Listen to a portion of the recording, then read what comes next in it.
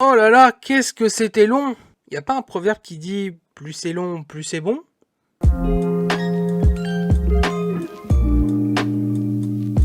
Le bonsoir à toutes et à toutes, bienvenue dans cette nouvelle critique. On va parler cette fois-ci de Monkey Man, sorti le 17 avril au cinéma. Ça fait une semaine qu'il est sorti, tout simplement. Et j'ai l'impression que le film est assez peu distribué. Et j'ai pas encore été voir le box-office, il faut que j'aille le faire parce que c'est assez important pour déterminer ça ou pas. Ah oui, c'est terrible, là j'ai les chiffres devant les yeux. Après, ça fait qu'une semaine, donc en vrai ça va. Ah oui, on parlera des chiffres juste après. Alors du coup, Monkey Man, de base, pourquoi est-ce que j'ai été voir ça? Je vous avais proposé la semaine dernière soit King Kong, enfin Kong X Godzilla, enfin Godzilla X Kong, et Pas de vague avec François Civil. J'avais vraiment très envie de voir ce film, mais au niveau des horaires, ça coïncidait pas. Du coup, j'avais vraiment la flemme d'aller voir une fois de plus Godzilla X Kong. Après, j'étais sûrement y passer. On verra, hein, parce que là, mois de mai qui arrive et juin, on a des pépites qui vont sortir en termes de films. On va être servi. Je vais être de retour et essayer de vous faire une vidéo par semaine, ce serait incroyable. Et après, c'est l'été, juillet, août. Là, on va retrouver des gros trucs, des blockbusters, plein de films juillet, août. On est souvent gâtés. Donc voilà, là, avec le festival de Cannes qui arrive aussi, il y a pas mal de bons films, mois de mai là qui arrive. Très hâte de traiter tout ça, mais du coup j'ai été voir Monkey Man parce que j'avais vu la bande-annonce. Je regarde énormément de bandes-annonces et à chaque fois évidemment pour me faire un avis, me dire est-ce que j'irai voir ce film ou pas. Et Monkey Man, je me suis dit tiens, ça a l'air sympa, c'est avec Dev Patel, vous le connaissez sûrement pour Slumdog Millionnaire. Il n'est pas que acteur dans le film, hein, c'est sa première réalisation, c'est son premier scénario de film et c'est l'acteur principal dedans, une belle triplette, et c'est produit par Jordan Peele qui est du coup celui qui a fait Get Out, qui a fait Nope, je crois, enfin tout ce genre de truc là, ce genre de film. This Is Us aussi, ou Is Us, je sais plus, le film d'horreur là. Et ce qui m'avait intéressé, c'est le côté John Wick évidemment, mais côté indien, côté hindou, ça avait l'air hyper intéressant en fait. Moi, c'est plus ça qui me donnait envie de voir un film d'action différent de ce que vous pouvez nous proposer, les films hollywoodiens, américains et tout. Est-ce que j'ai aimé le film ou pas? Après, on va en parler juste après. Du coup, budget très petit, très faible, 15 millions. Plusieurs fois dans le film, je me suis posé cette question de combien est le montant du budget du film, parce que ça se voit que c'est pas un film à gros budget, mais avec seulement 15 millions, je m'attendais pas à voir autant de belles choses. Pendant ma diffusion, j'étais ouais, ça se voit, c'est pas un budget à 100 ou 150, ça se voit, c'est sûr. On doit être sur un budget, je m'étais dit 60, 70 millions, allez, 50 minimum. Putain, 15 millions. Quand j'ai vu ça en sortant du ciné, j'ai la surprise. Putain, bah 15 millions, il s'en est grave bien sorti, Dev Patel. Hein. Putain, franchement. Vous avez vu ma miniature, j'ai mis John Wick, c'est évidemment pour faire un peu putaclic, évidemment.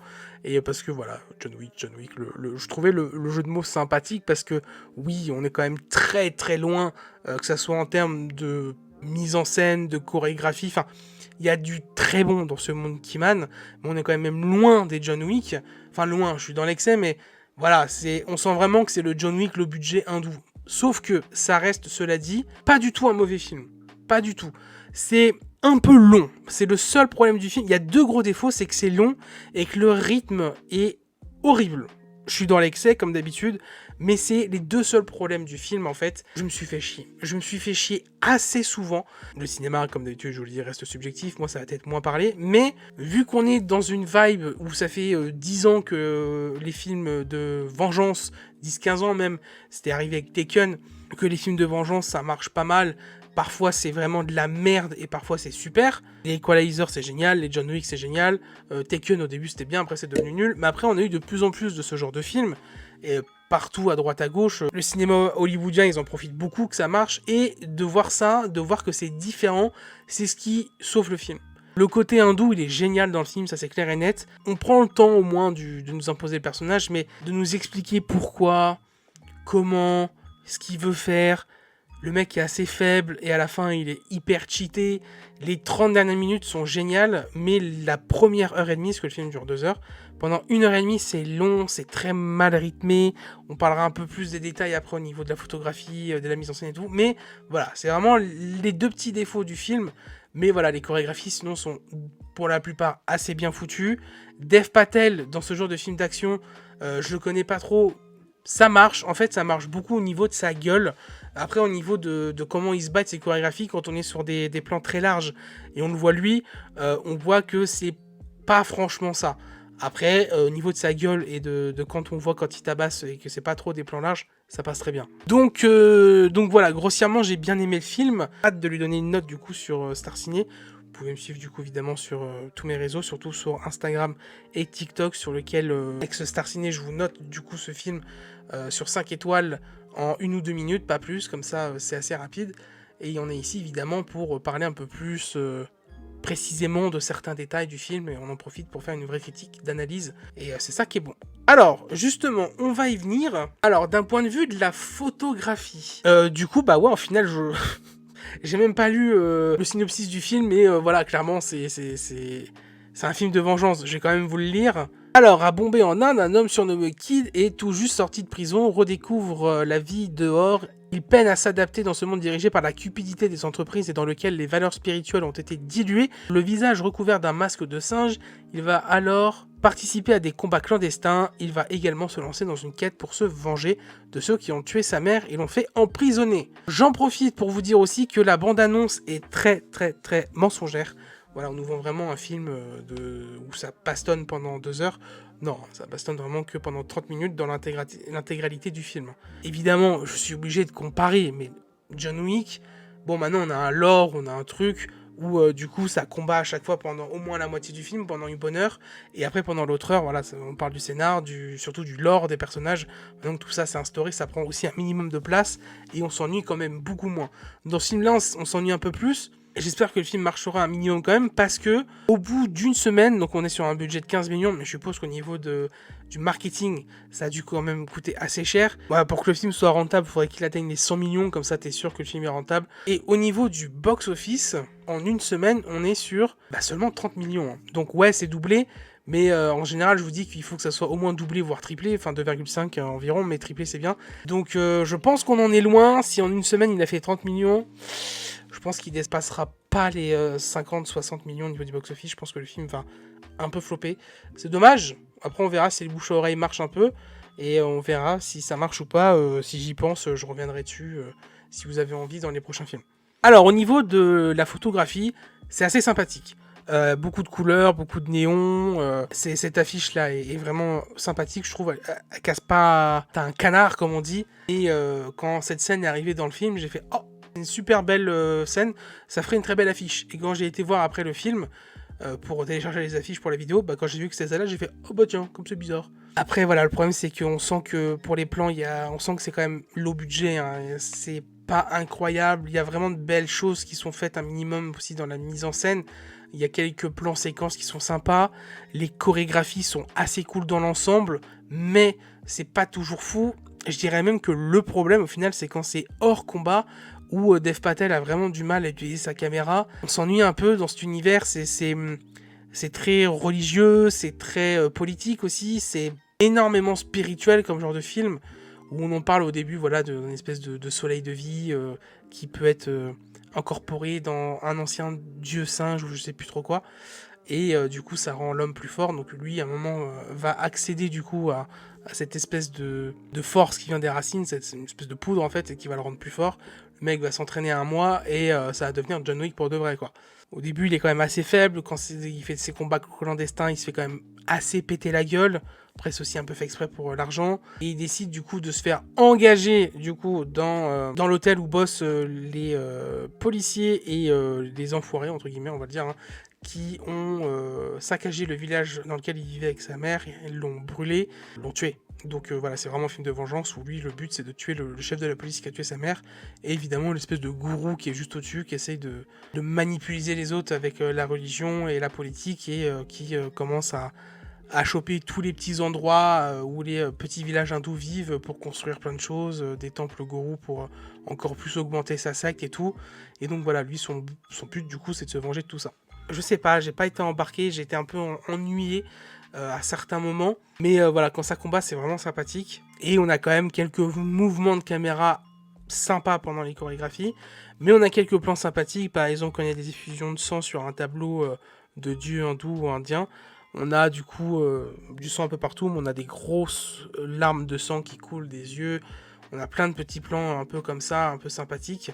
Il y a pas mal de refs aussi dans le film. Il y a une énorme ref à John Wick, carrément, on en parle. Hein. Quand il va acheter un flingue, on lui dit carrément, tiens, t'es marre, regarde, j'ai le dernier gun qu'il y a dans John Wick et tout, genre. Vraiment, on y va à fond.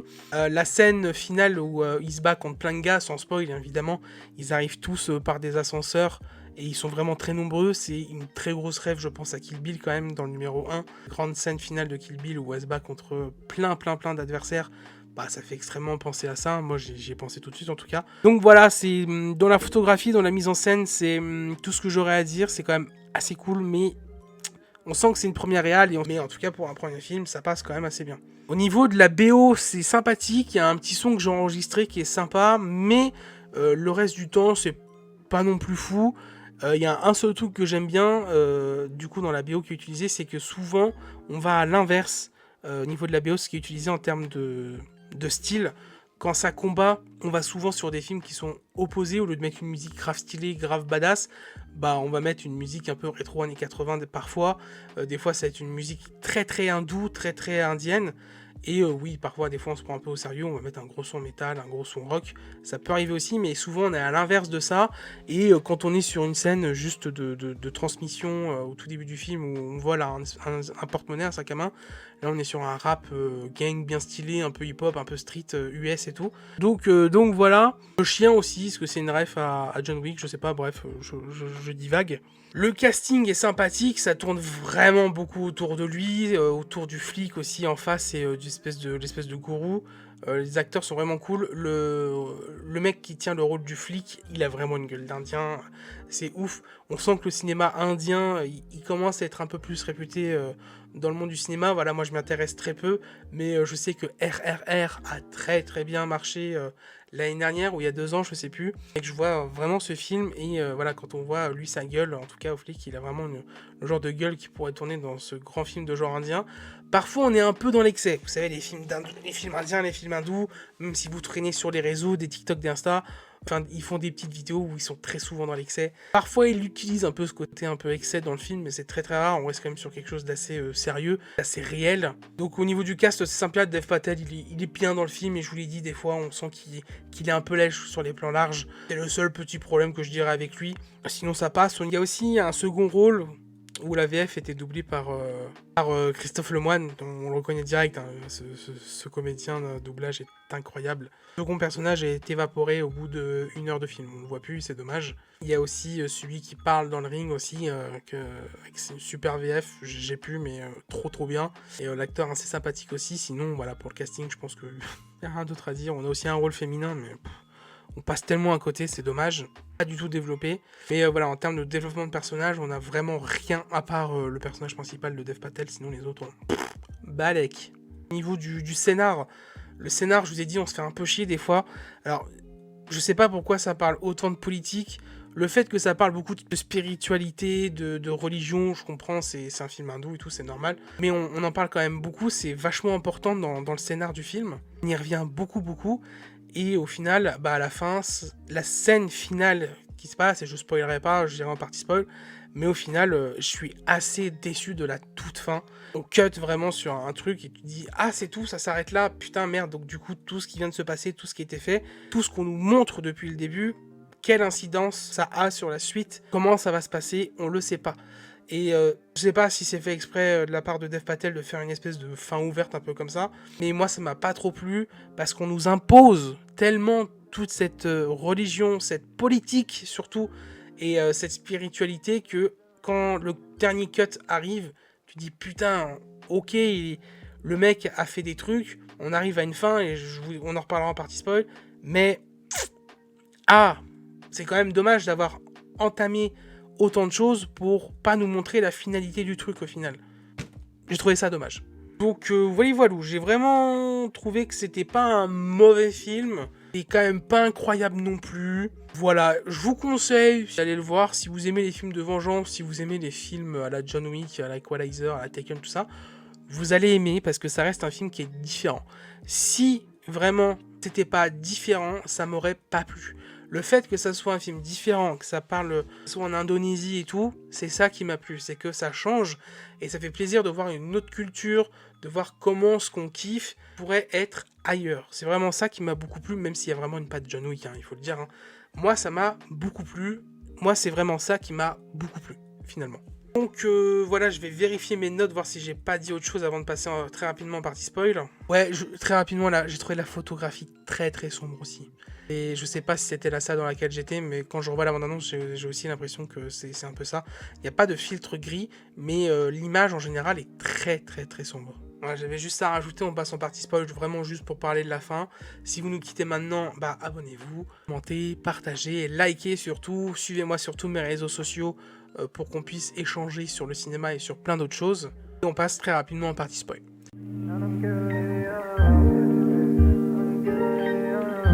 Alors la partie spoil, ce qui est surtout important, c'est de parler de la fin au final où oui, il arrive à tuer le flic. Et d'ailleurs, je m'attendais à ce que ce soit un peu mieux, c'est un peu classique la façon dont il le bute. Et à la fin, il tue aussi le gourou. Il tue le gourou et on finit sur une scène où lui, il s'est aussi fait poignarder plusieurs fois. Et du coup, il tombe par terre et on sait pas s'il meurt ou pas.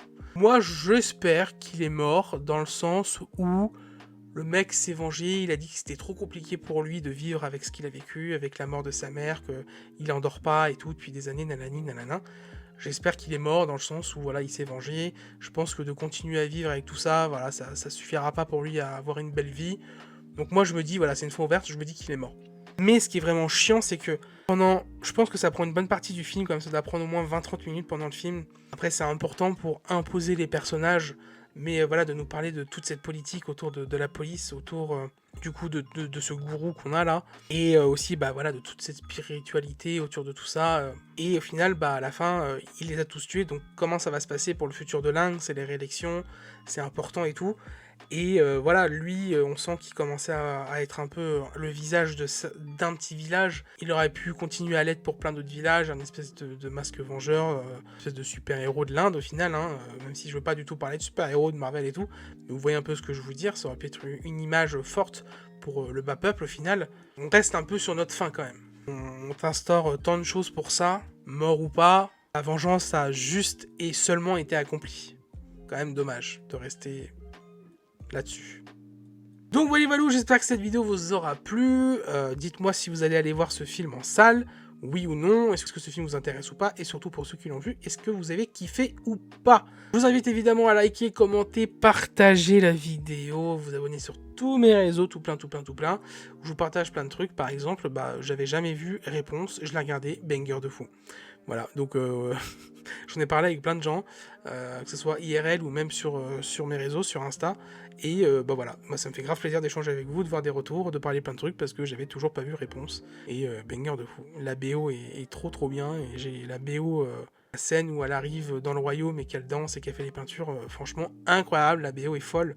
Bref, je fais que l'écouter depuis hier soir. Et il y a un petit son de Monkey Man aussi qui était sympa, que j'ai beaucoup écouté dans la voiture en rentrant, et je le réécouterai, elle est sympa. Et 151, Rhume, J.I.D. Pour ceux qui s'intéressent peut-être. Bref, voilà, moi je vous dis à la semaine prochaine pour une de ces 2 prochaines critiques. Ciao ciao!